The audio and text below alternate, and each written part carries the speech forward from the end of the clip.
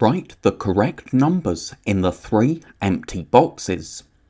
So the arrow means is 10 less than. So 49 is 10 less than 59 because 49 plus 10 is 59. So now 70 is 10 less than what number? Well, 70 plus 10 is 80, so that means 70 is 10 less than 80, because we need to add 10 to 70 to make 80. And now, what number is 10 less than 43? Well, if we subtract 10 from 43, we get 33. So that means this number here is 33, because 33 plus 10 is 43, so 33 is 10 less than 43. And now 15 is 10 less than 25, because 15 plus 10 is 25.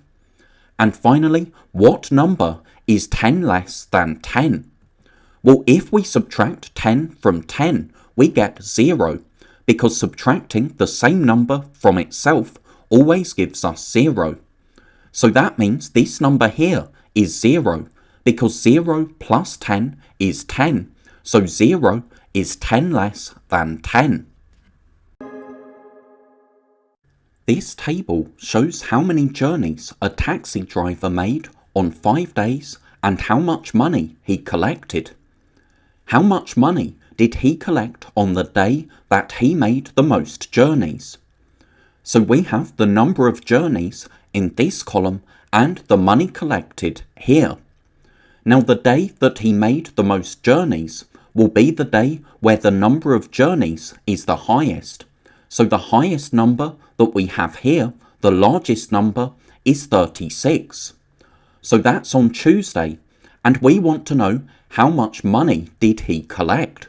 So we need to look at money collected for Tuesday, and we can see that that's £112. Now, how much more money did he collect on Monday than on Wednesday? So on Monday, we can see that the money collected was £85, and on Wednesday, the money collected was £69. Now the question asks how much more, so we need to find the difference between £85 and £69, and we use subtraction to find the difference. So 85 minus 69 is 16, so that means he collected £16 more on Monday than on Wednesday. Here are 6-digit cards. Use 4 of the cards to make this addition correct. So we have something plus something equals 40. Let's start by thinking what our ones digits could be. We have 0 as the ones digit of our answer, but we don't have any cards with 0 on them. So rather than adding to make 0 ones, we must have added to make 10. Because if adding our ones makes 10, then our answer will still end in a 0. And 6 plus 4 is 10, so we can use 6 and 4 as our ones digits. Now 6 plus 4 is 10, so because we've already made one 10 by adding our ones, we need 3 more 10s. So we can have 2 and 1. 2 plus 1 is 3, so that's 3 10s, but then we make a fourth 10 by adding our ones digits, because 6 plus 4 is 10, so we can have 26 and 14. And we can write these in any order, because with addition, order doesn't matter. We can also add the digits in any order, so we could have 16 and 24 as well.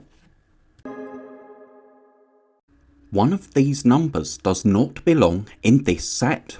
Cross out the number that does not belong. So we have a set for odd numbers. We have 15, 21, 9, 12 and 17. But 12 is not an odd number. 12 is an even number, because numbers that end in 2, 4, 6, 8 or 0 So numbers in the 2 times table are even, not odd. And odd numbers always end in 1, 3, 5, 7 or 9. Draw lines to join the circle to 2 more number cards which make 150. So 75 plus 75 is 150. Now we have 90 plus 70, so that's 160 because 9 plus 7 is 16 and we have multiples of 10, so numbers with a 0 on the end.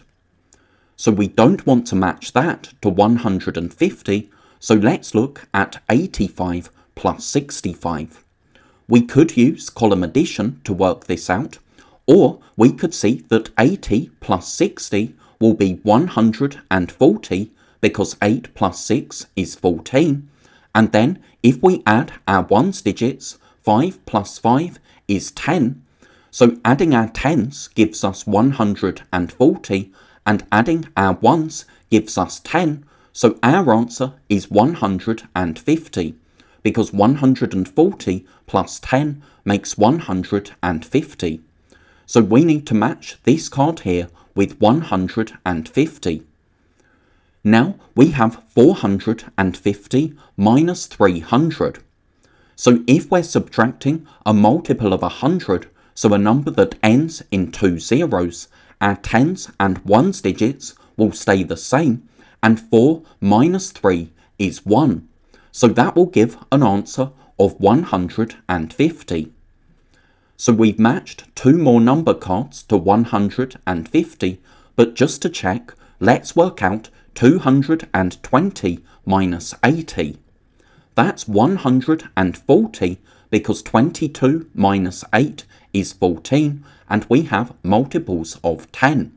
So the cards that we need to match are these 2 cards here because they give a total of 150. A tube holds 10 biscuits, a box holds 100 biscuits. This picture shows 124 biscuits. That's because we have 1 box, so that's 100 biscuits. We have 2 tubes, which hold 10 biscuits each, and 2 times 10 is 20. And then we have 4 more biscuits, so that's 124 altogether. So how many biscuits are there in this picture here? Well, this time we have 2 boxes, and 2 times 100 is 200. And then we have 6 more biscuits, so that's 206. Notice we need a 0 as our tens digit, and that's because we don't have any tubes in this picture here. So we don't have any tubes, so we don't have any tens, because a tube holds 10 biscuits. So that's why our answer is 206. We have 2 hundreds, 6 ones, and no tens.